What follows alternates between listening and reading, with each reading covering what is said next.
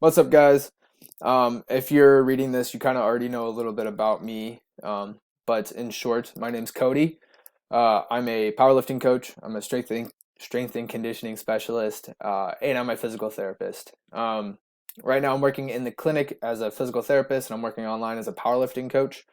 And kind of what brought me to kind of specifying powerlifters is I am a lifter myself. I've been an athlete my whole life. I found lifting through swimming, and when I finished my last season as a swimmer in college, I kind of picked up powerlifting as a grad student, and I just have not looked back since. I have kind of dabbled in jujitsu and stuff like that uh, in between there. But powerlifting has been a continuous passion of mine. And the more I've been in the healthcare system, the more I'm realizing that lifters and athletes as a whole are just, they don't get the respect and they don't get the attention they deserve in healthcare. And a lot of healthcare specialists um, struggle to really provide the best care possible for these athletes. And being one myself and being injured and everything else has really led to me developing this passion to help powerlifters just because I've been there and I don't want other people to get lost in the system. So I developed kind of a framework, and you'll see in the PDF file that you just downloaded more of that framework. But I would like you to watch this video to understand the why and the how that framework was developed and the reason why it was developed, because that just adds more power to what we're doing and hopefully adds more confidence to help you get back to what we're trying to do. So we have you, the lifter. We have you, the power lifter, the CrossFitter, the Olympic weightlifter, the average gym goer, right? If you found this, you're one of two things. You're either doing really well and you're in a performance mindset, or you're injured. You're dealing with something and nobody's really been able to help you.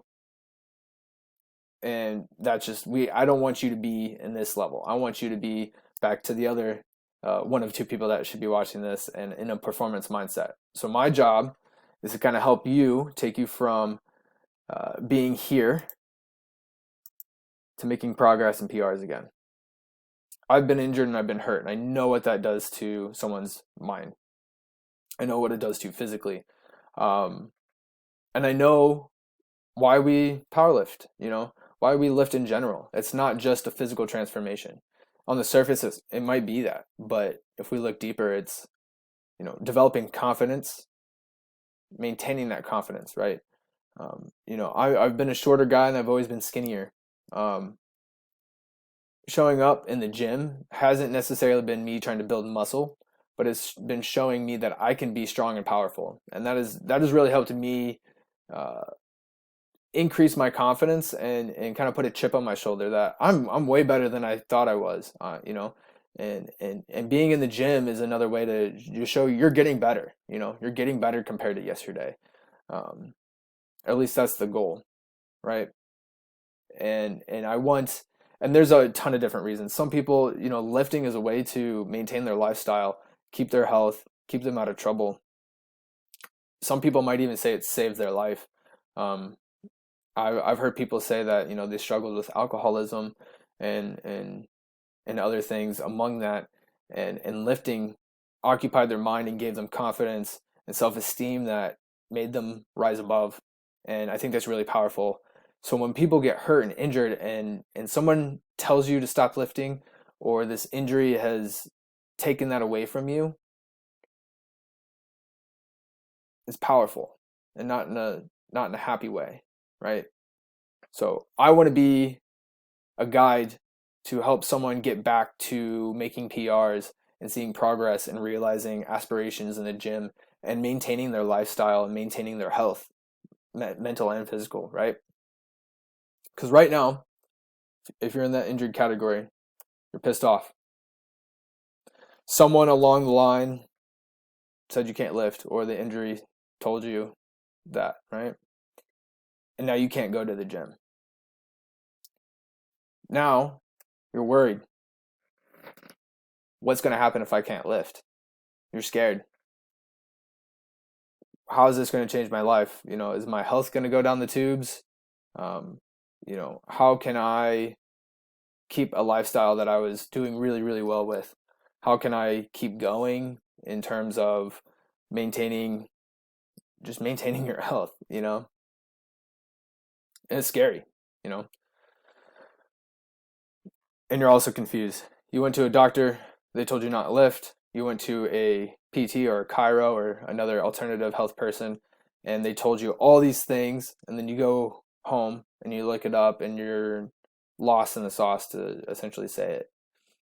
It doesn't make a ton of sense. Sounds really, really scary. So going back to that worried aspect. And we don't know what to do. Nobody gave you a plan.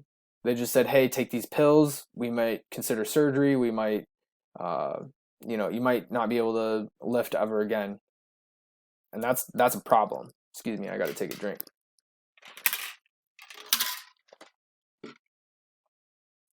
This framework is meant to separate all that, to take a step back and get out of the picture, because negativity or negative emotions will feed into negative emotions. So if you can get to the point where we can get out of this and take you to the next step in terms of what emotions you're trying to get to, it's going to put you in a lot better place. So with this framework, instead of being pissed off, hold on, there we go. Let's get excited. The framework is going to help you realize that you can get back to doing what you're doing, right? Excited to be lifting again. That's going to help push, our real reason why we're lifting. Instead of being worried, let's be hopeful. It's going to be all right. It's really scary at first, but getting a plan and establishing that and executing that plan and realizing that you can still do things. Let's focus on what we can do. And then that will, hopefully lead to a more hopeful mindset. And the framework is to weed out the confusion, to help you be confident in what's the next plan, what's the next step, how am I going to do this, to weed out all the BS, silly stuff that you see on the internet, and actually get back to doing what you need to do quicker, faster, and more efficiently, right? And actually get back to doing what you want to do. The positive manners of being excited, hopeful, and confident will take you a lot farther than being worried, confused, and pissed off, right? So, how can we take you, the lifter, to be excited, hopeful, and confident, right? We need a plan. We need some pillars to establish things on.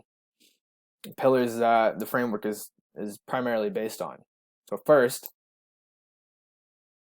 we need to find the highest entry point we can, so we can get back to making progress. Might not be the general progress you were expecting, but we can still see improvement day in and day out, and that's just going to give a good positive feedback loop, right? We got to find the highest point that we can get you into and go from there. Next, communication.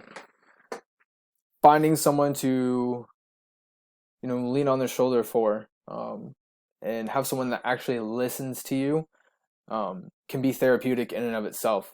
A lot of times you'll go tell the doctor, I have back pain during squatting, and it's kind of going elsewhere. Here's some anti-inflammatory drugs and blah, blah, blah. That's not communicating. That's someone yelling at you. That's someone telling you what to do. And that's not just, I don't want to single out physicians, but that's a lot of just healthcare practitioners in general, PTs, chiros, all of them alike. And that's not right. So find someone to have good communication with, and bounce, back ideas and what's going on, and someone who's going to actually listen to you and then work with you, devise a plan together, because nobody knows your body more than you do, right? Yes, somebody knows anatomy, but even anatomy is different from everybody. But I'm going on a tangent there. Next, education. Education has been the basis of, academia as a whole. But a lot of times there's so much information out there, it's tough to weed it out.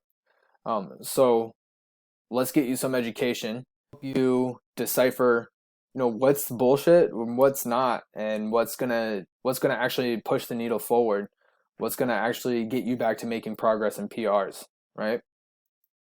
So that's what the basis of the framework on this PDF is about. It's about from taking you from injured to personal best, finding a good entry point to start your plan.